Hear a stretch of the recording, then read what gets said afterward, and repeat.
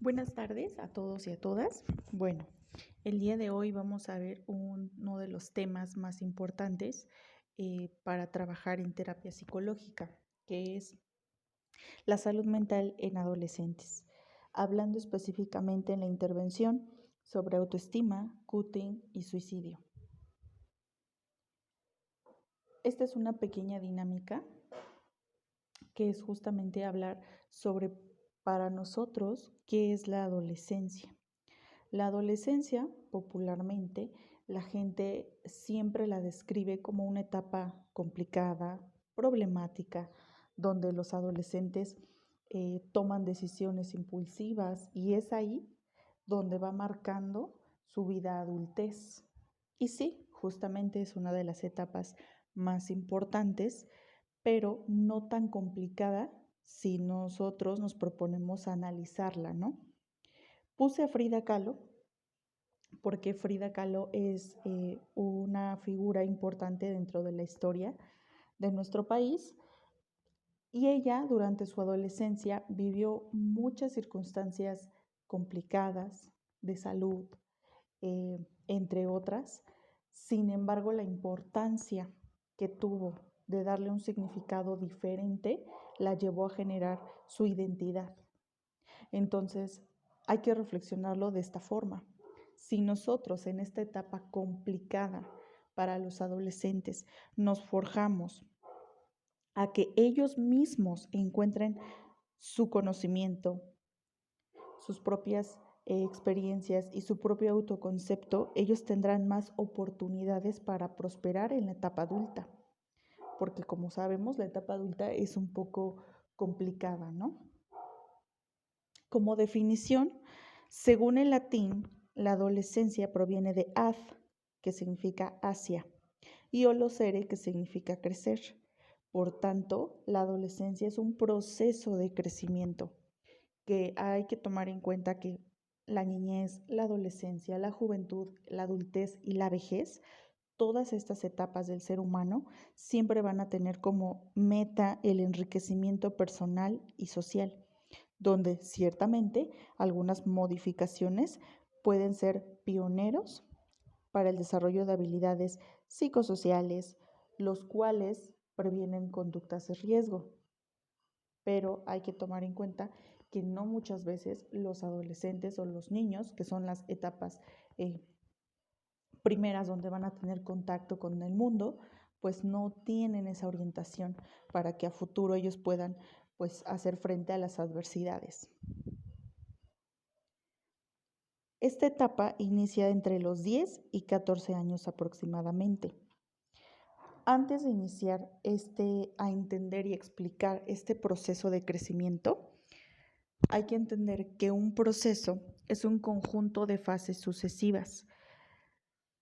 Y muchas veces cuando llegan a nuestro consultorio, las mamás nos dicen, bueno, es que mi hijo no era así, de pequeño era obediente, me hacía caso, no era tan impulsivo, pero ahorita en la adolescencia ya se le botó la canica, como coloquialmente se dice, y entonces ya es un adolescente con problemas, ¿no? Hasta suelen diagnosticarlo. Creo que tiene conductas antisociales. Y no, cuando decimos que esto se va a ver marcado por fases sucesivas, es que atrás, dentro del desarrollo del pequeño, hay rasgos que en la etapa de la adolescencia salen a relucir, pero que siempre han estado ahí o que se ven influenciados por su contexto o también la parte importante de la cultura. Entonces, se va a ver marcado por dos rubros muy importantes, por lo biológico, psicológico y lo social. En lo biológico y psicológico vemos, bueno, cambios que marcan el término de la niñez, ¿no? Esto hay que entenderlo que gracias al proceso que hace el hipotálamo, la hipófisis y las gónadas, gracias a ese proceso de segregar hormonas, de acelerar el crecimiento, gracias a eso notamos visiblemente el cambio de los adolescentes, es decir, aumento de pecho, aumento de pene, ¿no? Se ve marcado físicamente el adolescente con rasgos particulares que se desprenden gracias a estos cambios que suceden hormonales y físicos, ¿no? No muchas veces van a ser al mismo tiempo. Podemos tener tres adolescentes o preadolescentes y vas a decir, bueno, porque uno ya se desarrolló o hay muchas niñas, ¿no? Que ya tienen su primera menarquia a los 10, a los 9, ¿no? Entonces, a pesar de que esos cambios marcan el inicio de la adolescencia, no siempre inician al mismo tiempo. Aquí también algo que hay que tomar en cuenta, en las niñas se ve más acelerado este proceso que en los niños. Luego, las modificaciones sexuales, pues gracias a las gónadas, obviamente se van a desarrollar los testículos, los ovarios, quien el cuerpo se está preparando para poder concebir un bebé, para poder tener una vida reproductiva. Sin embargo, sabemos que esta etapa pues no es tan adecuada, ¿no? Para la procreación de un bebé, pero físicamente tu cuerpo se está preparando, que eso también es un golpe muy fuerte para los adolescentes, sí, por supuesto, y hay que tomarlo en cuenta. La maduración cerebral. Con maduración cerebral me refiero a que ellos y ellas van teniendo esta evolución en sus circuitos, ¿no? El cerebro está dividido por circuitos y cada parte de un circuito pues está comandado por ya sea el sistema límbico, por el sistema nervioso central o el autónomo. Pero en la niñez funcionaban de manera automática, estímulo, respuesta. Pero en esta etapa se va a ver muy marcado el protagonismo del sistema límbico en cuanto a sus emociones, a su impulsividad. En el sistema límbico se maneja por esta emoción y gratificación. Y esas dos en combinación dan resultado al placer. El placer que él o ella pueda sentir. Y con placer no nada más es o no hay que reducirlo a un término sexual, ¿no? Sino placer en muchas cosas. Movilización de procesos de exploración. Esto ya es la parte social que se refiere justo a esta búsqueda de experiencias. ¿Se acuerdan que les decía en la etapa de la niñez? Y obsérvenlo y analícenlo de esa forma. Un estímulo, una respuesta. Tiras un juguete, quizá mamá te reprende, ¿no? Lo entiendes de esa forma, vas estructurando tus constructos de acuerdo a lo que te rodea, a lo que ves como pequeño. Pero en esta etapa, el adolescente es el pionero de buscar esos aprendizajes. Luego, diferenciación del medio familiar. Aquí empieza algo muy importante, a identificar los roles, primero que ocupo yo y luego mi familia. Aquí se empieza, ya sea de la forma positiva o negativa, a ver marcados ciertos roles en la familia. Muchas veces los adolescentes son los que toman el rol del papá o de la mamá, ¿no? O toman otras actitudes y aptitudes que permean dentro del entorno familiar, que eso también es un punto que hay que tomar en cuenta a la hora de evaluar o analizar a un adolescente. La búsqueda de pertenencia. Todos y cada uno de los seres humanos buscamos ese sentido y el sentido de pertenencia muchas veces lo ven, pues es que él es el que quiere pertenecer al grupo de las niñas más guapas o de los niños más musculosos, ¿no? Etcétera, etcétera. Pero no muchas veces se queda en eso. El sentido de pertenencia nos genera un vínculo entre una, dos, tres o más personas. Y cuando tenemos un vínculo, ¿qué es lo que pasa? Pues nos sentimos seguros, nos sentimos en confianza, inclusive, ¿por qué no? Formamos y forman parte de nuestra identidad. Hasta a veces agarramos ciertas características de la otra persona o nos mimetizamos, ¿no? Entonces, esto también hay que tomarlo en cuenta. Luego, el sentido de vida. Aquí algo también importante en la búsqueda de pertenencia es que cuando tú logras pertenecer a un grupo, aquí la parte importante es la búsqueda o, o justo entender que si vivo en esta sociedad, también me rige una obligación, me rige un derecho, una norma. Entonces también esto parte de nuestra identidad. Luego, el sentido de vida. Ellos se cuestionan, ¿sí? ¿Para qué estoy aquí? ¿Qué voy a hacer con mi vida? Y empiezan también a agarrar sus propias ideologías religiosas, culturales, ¿no? Y aquí también empieza a haber este choque. Aunque la mamá, aunque el seno materno sea de cierta ideología, tanto política también, pues ellos empiezan ahí a generar esa autonomía en su sentido de vida, ¿no? Esto se va a ver influenciado por cambios culturales, interacciones con el entorno y relaciones intergeneracionales. Culturales es obvio, no es lo mismo los adolescentes de México que los adolescentes de Japón o de China. No es lo mismo un adolescente de una zona rural a un adolescente de una zona urbana, ¿no? Eso parte mucho y aunque es obvio, hay que tomarlo en cuenta. Interacciones en el entorno. Ahorita socialmente la familia y ciertos grupos están sufriendo una transformación por todo lo que ha habido desde la pandemia, desde cambios políticos, desde una situación de violencia extrema en nuestro país. Eso influencia mucho el crecimiento de esta nueva generación adolescente. Y las relaciones intergeneracionales. Algo que me pasó y que voy a poner como ejemplo para que podamos entender es que en algún momento me tocó trabajar con un pequeño de 7 años y el pequeño era el único niño de la casa, pero vivía o convivía con adolescentes. Entonces el niño pues empezaba a tomar actitudes adolescentes, vocabulario, ¿no? En groserías. Quizá el niño decía, bueno, es que yo veo que mi papá le toca la pompa a mi mamá cuando está enojado, ¿no? Entonces le dice, ya me tienes harto. Entonces, en algún momento al niño le pasó una situación en donde sintió enojo, recordó lo que vio y entonces también él dio una nalgada este, a su compañera, ¿no? Justamente justificando esto que veía en su casa. ¿Eso genera una influencia en el desarrollo del niño? Sí.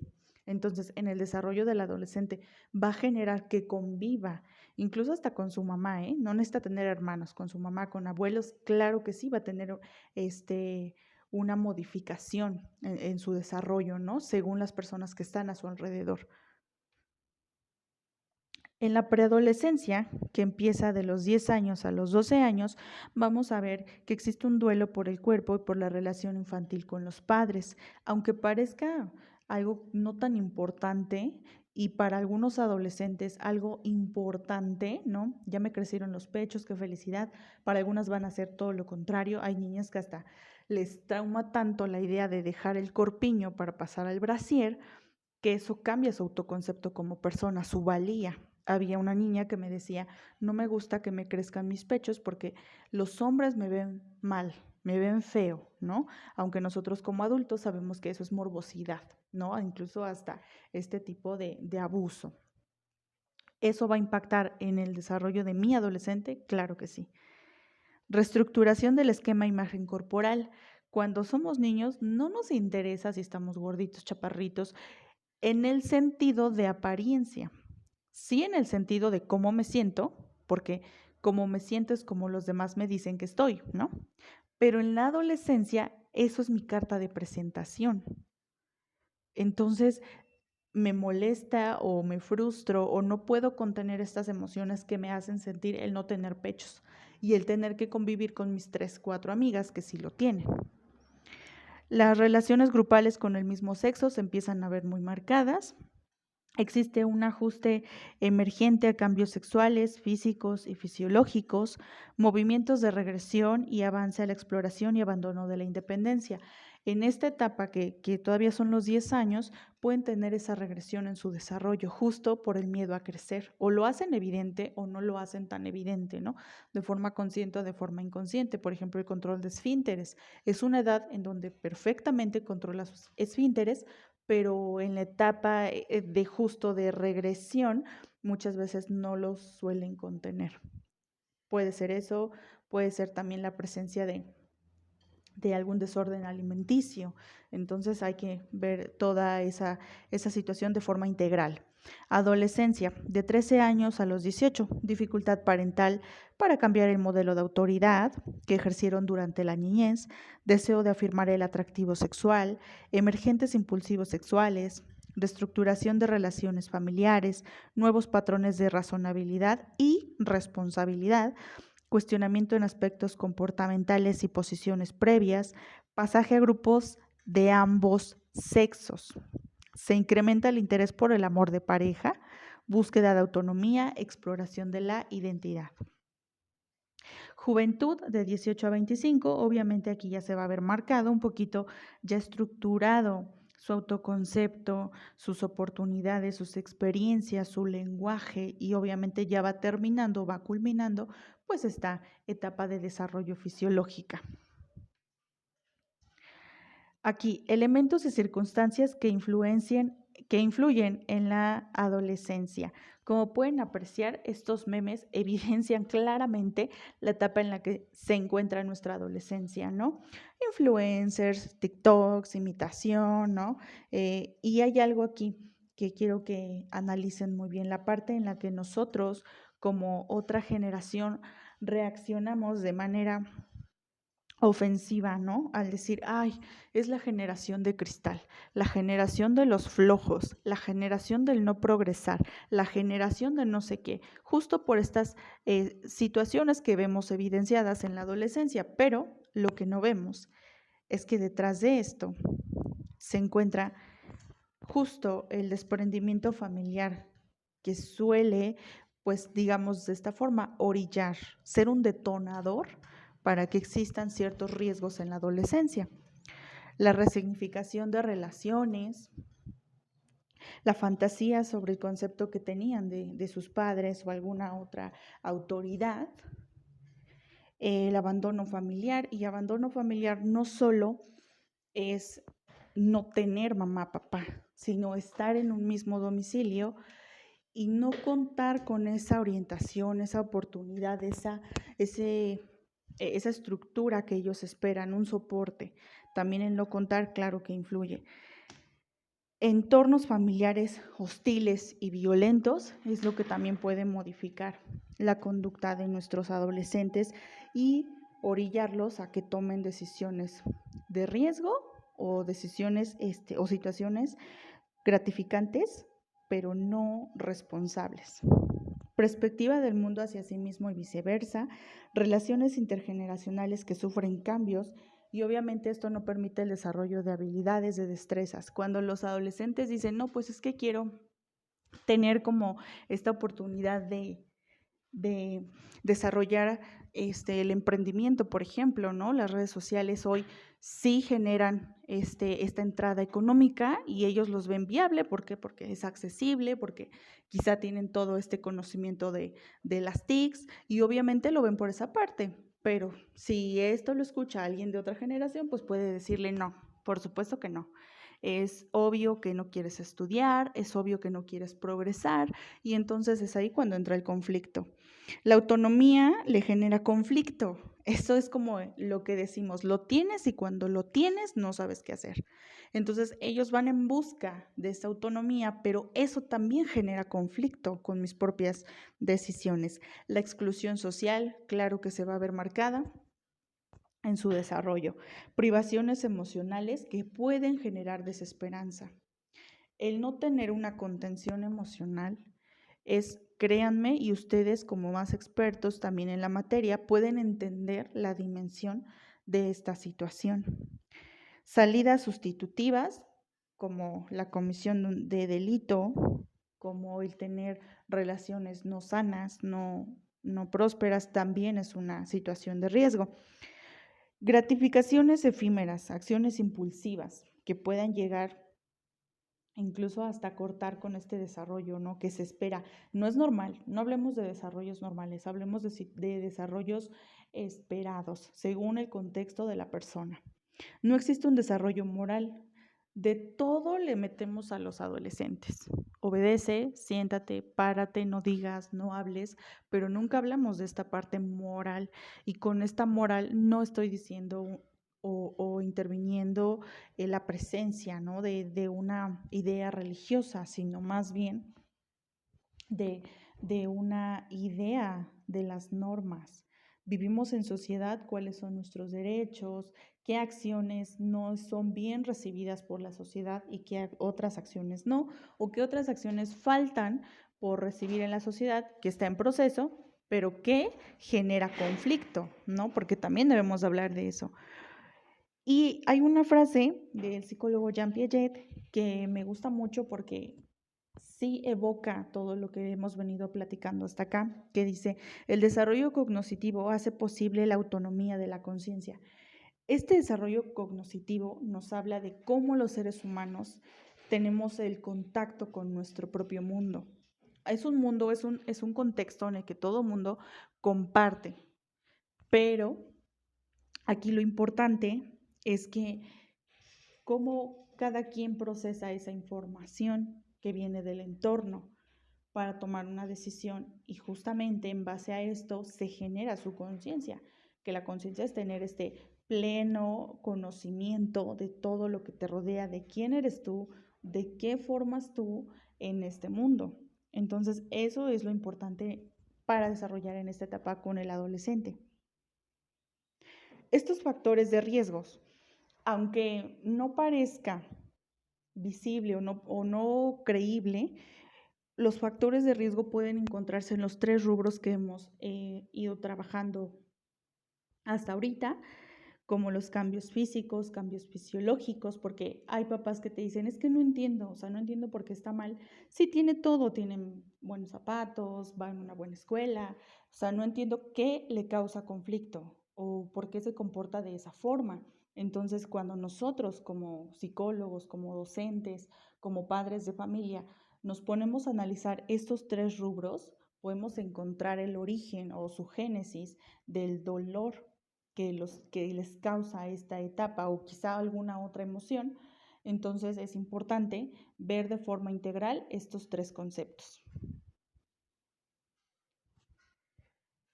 Justo esta es la pirámide para trabajar con el adolescente. ¿Cómo interpreta? De esa interpretación, él obtiene un pensamiento y por lo tanto se desprende una emoción. Y esto va a dar como resultado a su realidad. Por eso, aunque pase un mismo suceso, 2 adolescentes no lo van a tomar de la misma forma, ni mucho menos van a actuar de la misma forma. Entonces, en algún momento me tocó ver a una chica en situación de abandono, 14 años, y entonces ella me refería que tenía un novio o que tuvo un novio que era muy atractivo, que llegó en un momento muy importante en su vida. Ella lo refería de esa forma, porque no tenía de verdad a nadie que viera por ella, por eso ella estaba en un albergue. Entonces, este novio tenía 38 años, ella 14, entonces nosotros en plena conciencia, en plena moral, sabemos que eso es un delito, pero ella no lo percibía de esa forma, ella decía, no, él es mi salvador, él es el que llegó a brindarme lo que mi familia no me pudo brindar. Esta persona se dedicaba a vender droga. En algunos momentos que ella me comentaba, la violentaba, pero acuérdense que cuando vienes de un contexto violento es difícil que tú puedas detectar la violencia en otro contexto, ¿no? Y más cuando aquí había una gratificación. Acuérdense de lo que hablamos de la primera diapositiva. Hay una gratificación. Entonces, de no tener dónde comer, dónde dormir, dónde estar, y tener dónde comer, dónde dormir, dónde estar, pues entonces me quedo ahí, aunque me denigren, aunque pase lo que pase, pero al final del día esa era su interpretación, su pensamiento, y eso construía su realidad. Entonces muchas veces los adolescentes interpretan de esa forma. La autoestima. Estas imágenes que puse en esta presentación son muy superficiales. Muchos adolescentes en esta etapa, y por eso es importante trabajar de forma integral la autoestima, porque ellos creen que la autoestima, como el gatito, ¿no? Si a mí me dicen que soy la muchacha más guapa de la secundaria, esa forma emocional en la que yo me estoy sintiendo por lo que estoy recibiendo de mi entorno, me va a hacer sentir seguridad, voy a creer en lo que los demás me dicen y eso va a reafirmar mi físico, reafirmar mi sexualidad. Y muchas veces es lo que te dicen, es aprender a quererse a uno mismo, ¿no? Entonces a mí me tocó ser así, pues así soy. Pero en muchas ocasiones eso les genera un problema doloroso, angustiante, incluso hasta de enojo, ¿no? El no ser como ellos esperan ser para proyectar y conectar con el otro. Entonces, hay un autor, Manuel Escudero, psicólogo español, y autor del libro El maravilloso sistema psíquico, que si pueden descargarlo y buscarlo, yo lo busqué, no lo encontré, pero está en físico. Entonces, si lo pueden adquirir, que está sí un poco carito, pero si lo pueden adquirir, estaría genial.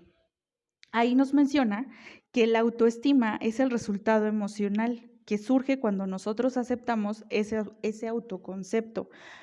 Obviamente con este pensamiento popular, como les decía, pues a veces la autoestima solo se reduce a cómo nos sentimos, cómo nos evaluamos. ¿La tienes alta o la tienes baja?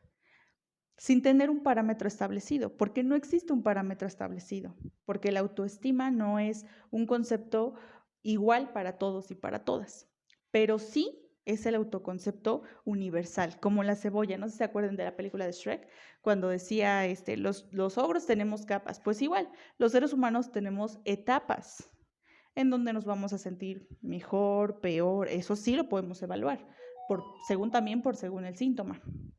Pero lo que nunca va a cambiar es la identidad de la cebolla, el autoconcepto de la cebolla, lo que es la cebolla, que eso es la forma en la que nosotros vamos a trabajar con el adolescente. Un concepto mental de quién es, de qué es lo que quiere, hacia dónde va, y eso le va a proyectar una imagen mental. Acuérdense que ellos interpretan, entonces eso es muy importante, de ellos mismos. También es una idea tanto física como religiosa, como moral, como cultural, sí, porque en muchas culturas es esperado que las mujeres, a lo mejor, o incluso aquí no nos vamos tan lejos, en México, en nuestro país, una buena mujer a veces es aquella que sabe hacer de comer y tiene 13 hijos, ¿no? Entonces hay mujeres que dicen, no, no, pues yo no tengo ni un hijo, no sé hacer una tortilla, entonces no soy mujer. Entonces la valía y el autoconcepto de esa mujer pues se ve polarizada por la cultura. ¿Cómo vamos a ver esto? ¿Cómo lo podemos dividir? Bueno, la idea de su propio cuerpo. ¿Qué idea tienes? ¿Cómo surge esa interpretación de lo que tienes? Los modelos, que son muy importantes porque el adolescente de esa forma se involucra con el otro. Grupos de pertenencia. Los grupos de pertenencia pues son los básicos, la familia, sus amigos, si tienen algún club o un grupo en donde van a desarrollar una actividad, pues también. Y grupos de referencia.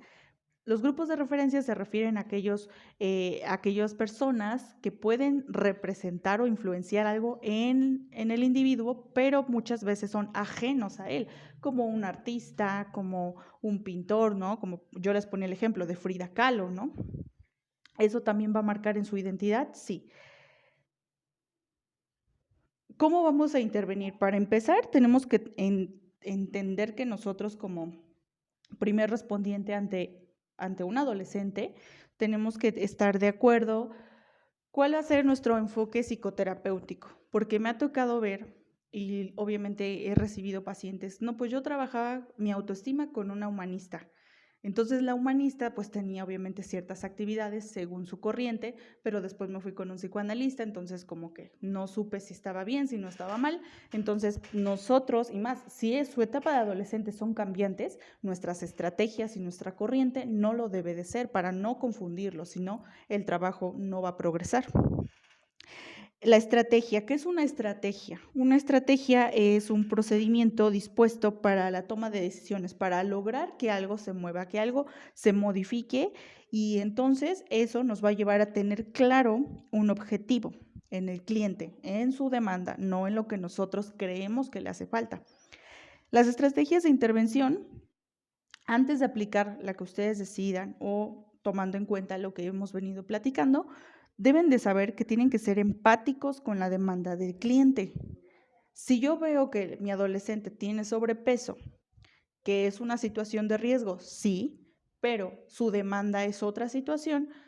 ¿Podemos trabajarlo? Sí, pero nunca va a ser, bueno, es que tú estás gorda. Entonces, ese es el problema. Te sientes así porque tú estás gorda, ¿no? Porque ese tipo de planteamientos no permite ver un cambio integral, porque acuérdense, no podemos cambiar a una persona solo una pieza, tiene que ser todo de forma integral. Identificar situaciones de riesgo. Esto gracias a una entrevista adecuada. Si no se tiene una entrevista adecuada, objetiva, clara y precisa, porque con los adolescentes no vamos a manejar términos que ellos no entiendan, porque lejos de ganarnos esa confianza, de generar un contexto de confianza, un entorno en donde él pueda expresarse, pues vamos a generar confusión. Identificar factores de protección.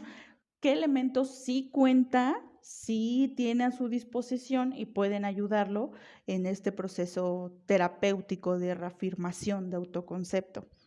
Trabajo multidisciplinario. En caso de que se necesite, por ejemplo, de que uno de sus objetivos del adolescente sea bajar de peso, pues tenemos que tomar en cuenta a los especialistas indicados para poder abordar esa situación.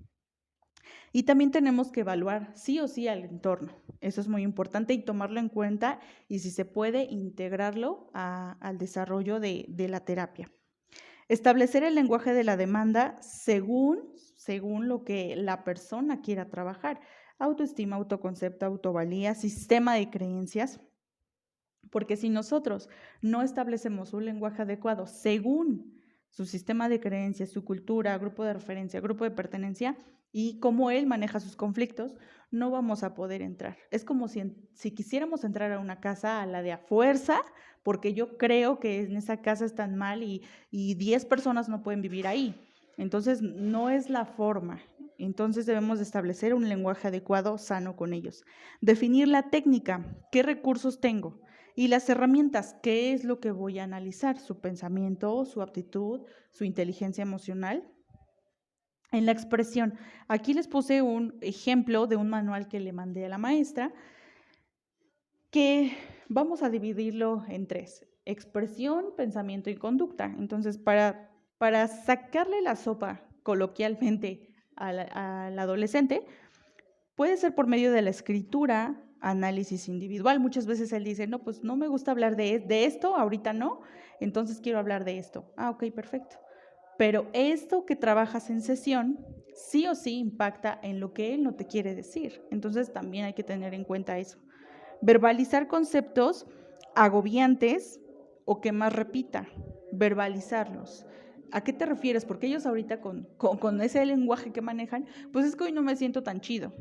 Es que eso no es chido, es que eso no fue cool. Entonces, verbalizar eso y obviamente contextualizarlo. Características que reconoce y que no reconoce sobre él mismo. La temporalidad y cronología de hechos que estén alrededor de su malestar. Eso nos va a ayudar mucho a saber por qué hasta ahorita le causa conflicto que tenga obesidad y no hace un año. Aquí en este ejemplo dice, ¿cómo me encuentro con mi familia? ¿Cómo me encuentro en la escuela? O sea, va explorando. Y entonces el adolescente, estas preguntas clave, nos va a ir diciendo cuál es esa identidad. Y eso obviamente hay que tomarlo en cuenta. Si ustedes se acomodan, y también hay que ver al adolescente, porque hay adolescentes que no les gusta escribir, no les gusta escuchar, ¿no? Entonces ellos más se van como por hacer algo en sesión. Ah, vamos a jugar ajedrez, sí, ¿no? O no me gusta hablar mucho, me gusta escuchar música, ¿no? Entonces, meternos también en su canal de comunicación para poder lograr entender cuál es su autoconcepto. Ahora sí, ya una vez verbalizado todo su malestar, su demanda, vamos a trabajar con su pensamiento. Cada uno de estos rubros que voy a mencionar puede llevarnos 3, 4 sesiones, no tiene que ser así. Ustedes se van acomodando conforme a su visión y perspectiva que tengan de la situación. Identificar el origen de los pensamientos más recurrentes, descentralizar el sistema de creencias, trabajar mucho con su inteligencia emocional, porque ojo, no tienen esa inteligencia emocional. Si a veces uno como adulto sigue trabajando en la inteligencia emocional, Ahora imagínense ellos que van sintiendo, interpretando, sintiendo, pues es una situación que hasta a veces se vuelve muy adictiva a responder agresivamente o a responder y ponerse en una postura hiriente. Rol que plantea. El rol en el que él siempre se maneja en situaciones de conflicto, porque a veces ellos son muy cambiantes. Puede ser muy fluctuante la forma en la que ellos o ellas se comportan. Manejo adecuado de afecto. Muchas veces por estos problemas que ellos presentan o estas demandas que ellos presentan, pues hay que identificar cómo ellos plantean eso que quieren expresar, porque muchas veces eso los lleva a estar en situaciones de riesgo, como el ejemplo del adolescente que les comentaba, ¿no? Este afecto era dado desmesuradamente, no porque ella lo quisiera sentir, sino porque nunca lo había sentido. Entonces eso la llevó pues a estar en una situación de riesgo, ¿no? Como trata de personas. Toma de decisión. ¿Cómo toma él o ella una decisión frente a eso que siente? Llámese también, como lo conocemos, los mecanismos de defensa, ¿no? Cómo él resuelve conflictos, qué postura tienes, quiénes intervienen, porque ellos no se manejan con todo ni con todo de la misma forma ni la misma intensidad. Igual, aquí les pongo una tabla de estrategias, de técnicas que ustedes pueden implementar en sesión, como la hipergeneralización. Como definición dice sacar conclusiones generales incorrectas de un hecho o de una situación en concreto, ¿no? Enunciados típicos, todo el mundo, siempre, nadie me quiere, siempre me va mal, todo el mundo me odia porque estoy gorda. Ese tipo de situaciones nos va a ayudar mucho. Ahora sí, vamos a trabajar. Ya tenemos su expresión, su pensamiento, ahora su conducta. Vamos a identificar cuál es el patrón repetitivo que hace, tanto positivo y adaptable según sus recursos, sin juzgar. La interacción que tiene con el entorno y la motivación. ¿Cuál es su motivación? Eso es muy importante. Aquí en la figura 1 dice aprendizaje de la autoestima. ¿Cómo ellos aprenden? Según su experiencia y su creencia que le fue transmitida para empezar de que es autoestima. Luego, pensamientos ajustados o desajustados también o desadaptativos sobre ellos mismos. ¿Una emoción desagradable o agradable puede cambiar tu visión de la vida? Sí. Repetición, consolidación de verbalizaciones, como él está uno mismo. Ahorita se me viene a la mente, tenía yo un compañero en la secundaria que era muy gordito, se llamaba Rodrigo. Y él, de verdad, o sea, no le importaba, aunque tú se lo hicieras evidente, su obesidad. Ojo, que a lo mejor es una condición de salud más allá de burlarse, ¿no? Pero él no le importaba. O sea, a él le podías decir gordo o oye gordo y a él no le importaba. Pero hay otro adolescente o había otro compañero que sí le importaba. Entonces, misma situación, diferentes modos de aprender del autoconcepto. Comportamiento desadaptativo o adaptativo. Eso también es muy importante, pues manejar con ellos, ¿no? Y después, todo esto nos va a ayudar de forma integral para generar ahora sí en ellos esa salud mental, que según la OMS, la salud mental es un estado de bienestar que permite a las personas hacer frente a los momentos de estrés de la vida, desarrollar todas sus habilidades para aprender y trabajar adecuadamente y contribuir a la mejora de su comunidad. Sustenta nuestras capacidades individuales y colectivas para tomar decisiones, establecer relaciones y dar forma a nuestro mundo. Aquí yo también les quiero hacer como esta reflexión. Nosotros en nuestra generación nunca nos hablaron sobre la importancia de la salud mental. Entonces nosotros aprendíamos por medio de interpreté esto, hice esto, me funcionó. Interpreté esto, hice eso, no me funcionó. Entonces me causó conflicto y entonces una experiencia que no quiero. Y obviamente ahí es cuando empieza esta disrupción, ¿no? En toda mi historia de vida. Y por eso ando buscando gratificaciones, ¿no? Alguien que me valide, el otro, no yo. Y imagínense qué hubiera pasado, ¿no? Si nos los hubieran dado de esa forma, pues hubiera resultados diferentes, ¿no? Colectivamente. Entonces, en esta situación, con esta adolescencia que tenemos, pues sí, es muy importante trabajar en esos aspectos. Habilidades psicosociales, que son las habilidades para la vida, nos forman y nos ayudan como mejores seres humanos, créanme. Promover estrategias de prevención en los adolescentes es importante porque hay adolescentes que no tienen condición de discapacidad o algún trastorno o alguna otra condición. Entonces, eso va a permear frente a otros adolescentes que sí lo tengan. Entonces, también hay que trabajar con ellos y tomarlos en cuenta para proveer estrategias y que ellos puedan ser seres humanos funcionales y adaptativos. Hablarles de integridad moral, sentido de vida, prevención para la comisión de algún tipo de delito. Fui ahorita a un encuentro de bandas sinfónicas y qué precioso habló la coordinadora. Ella dijo, si un adolescente agarra un instrumento, es difícil que agarre un arma. Entonces, aunque eso parezca muy romántico y muy cliché, es verdad. Cuando ellos encuentran ese sentido, esa motivación, eso no les genera algún impacto, ¿no? Como por ejemplo en Sinaloa, que la otra vez me contaban que allá adolescente que no es halcón, pues como que no es adolescente, ¿no? Por 10, 20 mil pesos. Consumo de sustancias ilícitas, pensamiento analítico, empático y consciente, todo eso hace la suma para poder desarrollar en el adolescente salud mental, para ser mejores personas, que eso le hace falta mucho a nuestra sociedad.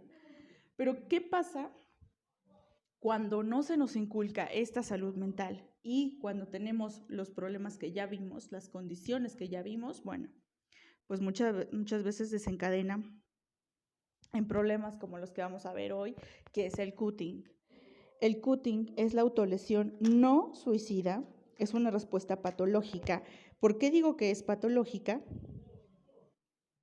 Porque contiene muchas veces este padecimiento un conjunto de síntomas que se asocian a una dolencia y que esa dolencia tiene características según la clasificación de los trastornos o según la clasificación de las enfermedades biológicas, mentales, ¿no? Entonces hay que tomar en cuenta, sí. La tolerancia. ¿Por qué se da esto? Pues por la falta de regulación emocional y tolerancia a la aflicción. Aquí muchas veces he escuchado a las personas que dicen, ay no, o sea que se corta porque no puede afrontar sus problemas. Qué cobarde, ¿no? O sea, cobarde los que hacen eso. Y no hay que reducirlo solamente a la cobardía. Y no es cobardía, se reduce justo a que no tuvo la contención para poder desarrollar habilidades psicosociales que le permitieran tomar otra decisión. Porque esto les proporciona un alivio rápido, pero temporal, porque va en incremento. Entonces, sus sentimientos y pensamientos se encuentran perturbados, se encuentran aniquilados, disruptivos. Este es un comportamiento donde el paciente pues, se provoca lesiones en algunas partes del cuerpo, puede ser visibles o no visibles, con cualquier objeto punzocortante para poderse provocar esta lesión y así sentir un poco de alivio mental. Puede desarrollar conductas suicidas, sí, según el DSM-5, y hay que estar bien alertas porque muchas veces cuando los chicos, chicas están practicando el cutting, sí hay que tomar en cuenta que pueden estar asociados a un trastorno, por ejemplo, límite de la personalidad o depresión, incluso hasta cuadros de ansiedad. Aquí, ¿qué has escuchado sobre el cutting? Como me hubiera gustado escucharlos, justamente siempre se cree o se reduce a cobardía, a que no tuvieron otra opción, que no les duele, pues claro que les duele, pero en nuestro cerebro no lo almacena. Imagínense el dolor que sientes emocional, que un dolor físico te genere gratificación, te genere placer, ¿no? Entonces obviamente no lo concibes así y va en incremento, más grande, más chiquito, ¿no? Eso es lo importante y hay que tomar en cuenta. Mitos y verdades sobre el cutting. Mito 2. Las personas que se lastiman a sí mismos están locos y o son peligrosos, ¿no? Es cierto que muchas personas se autolesionan y sufren ansiedad, como les decía, o depresión, o por algún trauma o por alguna condición. Pero lo que sí es obviamente importante ver que muchas veces estas autolesiones es una herramienta que tienen ellos para poder desahogar. Entonces, al decir o al reducir los que están locos o son peligrosos, me parece que es hasta cierto punto revictimizarlos. Mito 3. Las personas que se lastiman a sí mismas desean morir. Muchas veces no. En ocasiones sí van escalando, como yo les decía, es escalonado la práctica del cutting, pero en otras ocasiones no es su deseo morir. El mito 4. Las heridas que no son tan graves, pues no pueden ser algo muy serio. La gravedad de las heridas de una persona tiene muy poco que ver con lo que la persona puede estar sufriendo. No asumas si las heridas o lesiones son menores o que no hay nada de qué preocuparse, ¿no? Sino todo lo contrario. Es constante, les decía, va en aumento hasta volverse en una adicción, hasta en una situación cíclica. Me siento así porque van acompañados también de otros malestares físicos. Entonces, para no sentir náuseas por estar cerca de mi tío que abusó de mí, pues entonces eso es lo que me aliviana, me relaja. El cerebro lo detecta como justamente esta endorfina, dolor, placer. Acuérdense que se comunican por el mismo canal dentro de nuestro sistema límbico, entonces no lo reconoce o no lo recibe como dolor, ¿no? Hay en YouTube un video donde justo decían cómo recibe el dolor o cómo lo percibe según cómo lo estás viendo. Ponían a las personas a ver cómo estaban dando de martillazos a una mano que no era humana. Entonces ellos encogían su mano, ¿no? Y ya después de varias repeticiones ya no les parecía como asombrarse lo que estaban haciendo. Entonces daban por hecho que sí era doloroso, pero no era tanto como las primeras veces. Entonces, de esa forma también podemos entender esta práctica del cutting. Hay que tomar 3 puntos para la intervención, que es los trastornos o fobias que pueden estar presentes, la vulnerabilidad y su autorregulación emocional. Sigmund Freud decía que un síntoma, cuando algo nos ocurre, cuando algo no nos cuadra en nuestra ecuación, este síntoma es construido gracias a la respuesta que se ha hecho útil y adaptativa para nosotros. O sea, el síntoma es este acto de cortarse, pero fue el resultado de eso que siento. Hacerlo consciente y así permitirle al cliente colocarse en otro lugar y relacionarse de forma diferente con lo que le pasa. Eso nos puede servir mucho para trabajar con situación de cutting. La intervención, de igual forma, debemos de tener un enfoque psicoterapéutico estable, descartar o diagnosticar algún trastorno o condición de otra índole para trabajar de forma integral, incluso hasta tomar en cuenta la medicación en caso de trastornos. Realidad, acuérdense que la realidad, o sea, lo que siente, tú puedes sentir o no ansiedad, pero no lo mismo que la otra persona, entonces eso puede generar un desborde. Comportamiento y emoción. Para trabajar con el comportamiento y emoción, acuérdate que tu psicólogo, tu docente o tu psiquiatra eres un instrumento para encontrar soluciones diferentes, más no para cuestionar lo que el adolescente o la adolescente decidió. Debes de sondear e identificar la emoción que prevalece, además de detectar la situación desbordante. Debes de evaluar su temporalidad. Antes de que se cortara, después, durante, sondear y evaluar las expectativas, que hasta dónde va a poder llegar, ¿no? Hasta dónde desea llegar. Hay que ver si son intencionadas. Si tuvo dificultades interpersonales, depresión, ansiedad, tensión o sufrimiento, o incluso esta situación de autocrítica, ¿no? Como la autoestima.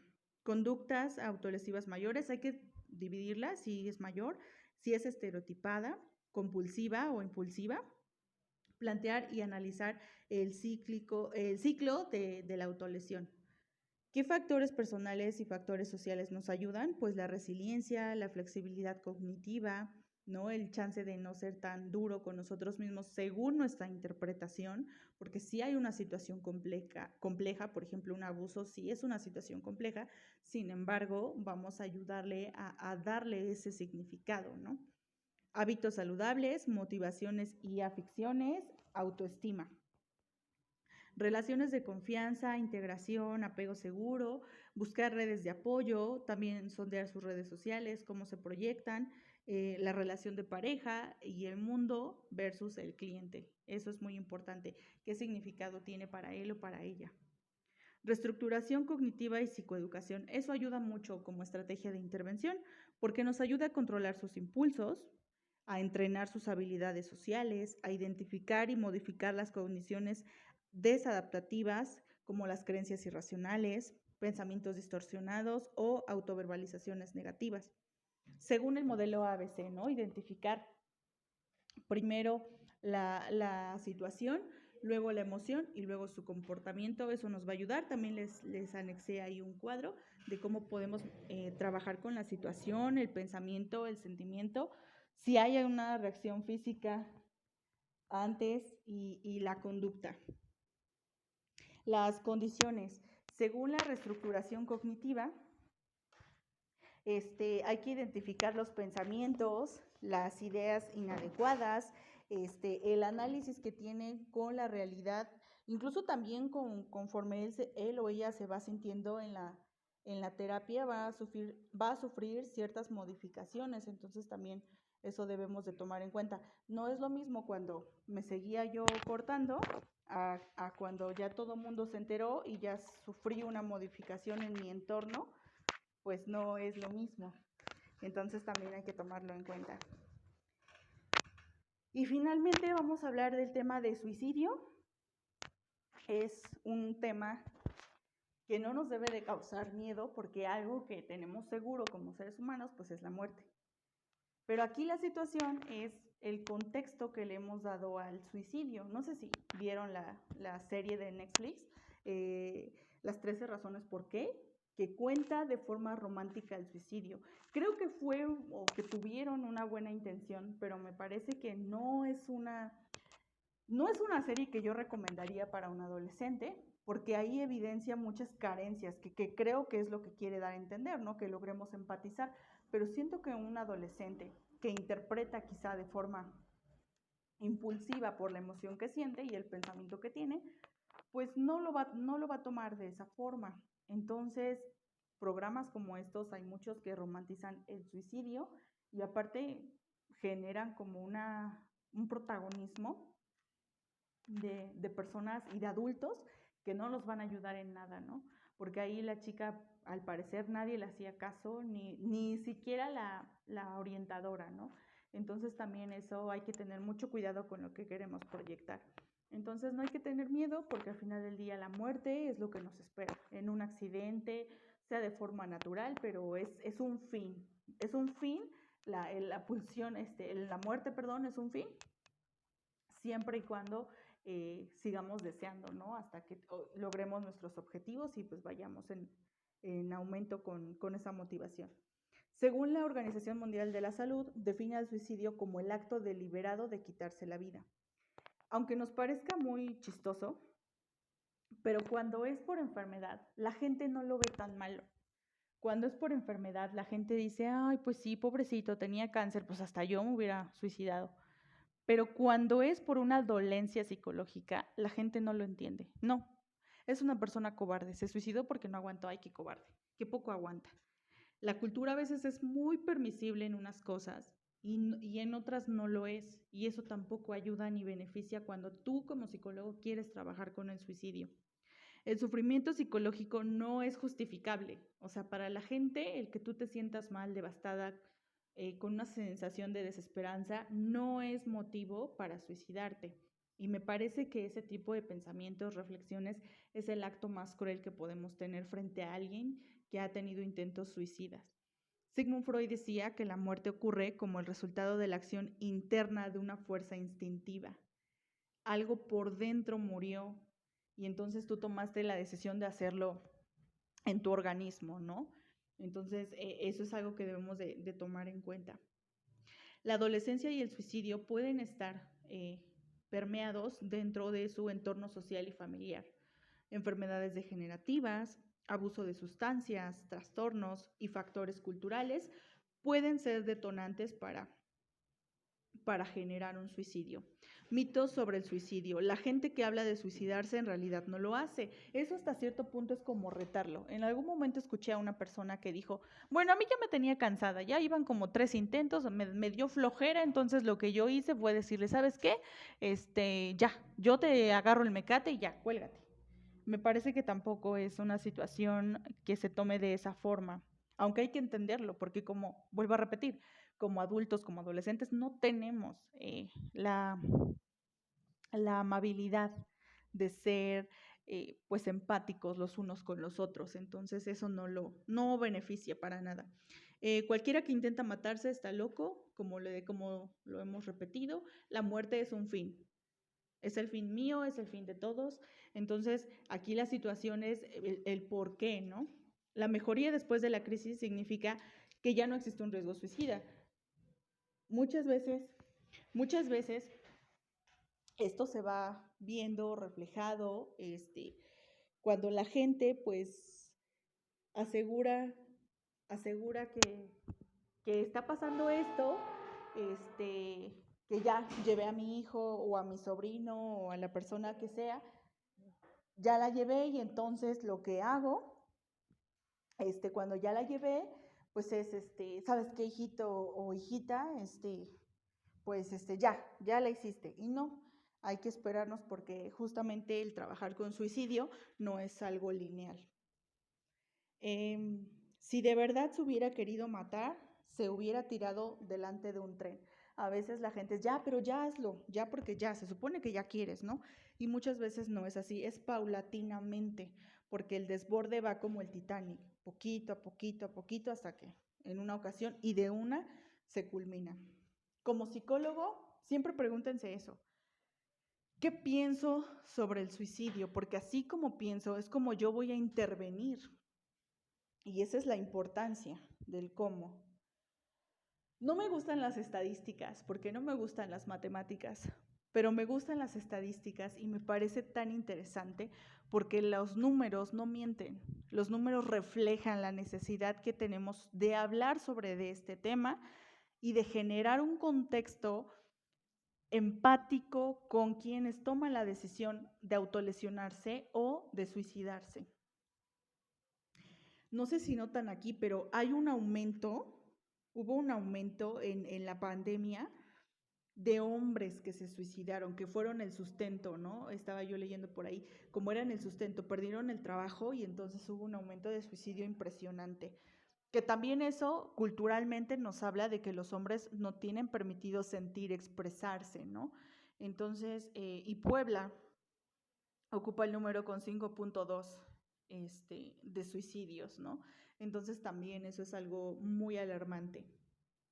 La adolescencia es el periodo donde se establece el sentido de la vida y la identidad propia, a través de los cuales se supera la difusión de roles y la confusión de su identidad. Entonces, si nosotros vamos a trabajar en este tema, tenemos que saber eso. Y tenemos que saber que el suicidio tiene fases. Nuestros adolescentes tienen fases, este proceso de crecimiento. Y el suicidio también tiene una fase que es la ideación. Cuando surge, como su nombre lo dice, la idea de solucionar esta por esta. La planeación, cómo lo voy a hacer. Y el intento suicida. Entonces, no esperemos a que sea muy tarde para actuar, busquemos la ayuda de un profesional. Entonces, de verdad es triste hablar sobre este tema, pero me parece aún más triste cuando no lo hablamos en su momento, cuando no buscamos las herramientas, ni siquiera somos una buena sociedad para poder aceptar este tipo de decisiones, ¿no? La intervención en el suicidio, cuando es de primer contacto, porque el suicidio y el cutting nunca van a venir antes, ¿no? Siempre es cuando ya sucedió la acción. Entonces, en el primer contacto vamos a ser empáticos con el método y planeación que él o ella haya utilizado. Crear redes de apoyo, realizar una entrevista integral, hacer una negociación de, mira, necesitas esto, vamos a hablar del otro, o incluso hasta eso es después, pero darnos o empezar el contrato terapéutico para que no vuelva a tener otro intento mientras vamos a trabajar con él o con ella. Prioridades escalonadas. Él te va a demandar que tiene esto, pero hay que ayudarlo a seleccionar prioridades para que el mundo entero no esté sobre de él, sino nada más un cuarto y luego un medio, ¿no? Canalizar a las áreas necesarias si es necesario. Durante, identificar las demandas de la génesis del dolor, angustia o abatimiento. Hacer ahora sí el contrato formal terapéutico acompañado de otras áreas. Explorar las ideaciones suicidas futuras, hacer una evaluación. Presentes redes de apoyo siempre y debemos de tener el contexto bajo control. Debemos de ayudarle incluso hasta que él o ella maneje ese contexto. Claves básicas para la evaluación del riesgo suicida. Todo proceso para empezar debe estar documentado, de acuerdo a la ley. Proceso que no esté documentado no nos puede ayudar porque sabemos que el fin del suicidio, cuando lo vuelva a intentar, pues es la muerte. Entonces debemos de estar preparados. Aquí debemos de saber que estos elementos que dicen marco contextual, que no va a ser lo único, que su contexto es cambiante, va a requerir de una escucha, de un desahogo, implica intervención constante, prevalece el juicio profesional falible y la colaboración de otras áreas es prioridad. Abajo les dejé la liga del video que está muy bueno, que es de ICIEP, y entonces eso nos va a ayudar mucho a ver cómo evaluar este riesgo suicida. Estrategia de intervención, vamos a tener estos tres: pensamiento, emoción y sentido de vida. ¿Qué problemas ha tenido de vivir, no? El sondeo de sus alternativas, afrontamiento de problema, cómo lo ha realizado, cómo lo vamos a realizar, ¿no? Acontecimientos, ¿qué pasó? ¿Qué pasa? ¿Y qué pasará? Temporalidad de las emociones, hay que enseñarle a hacer un plan de seguridad hasta para él o ella misma, para no tener un segundo intento, ¿no?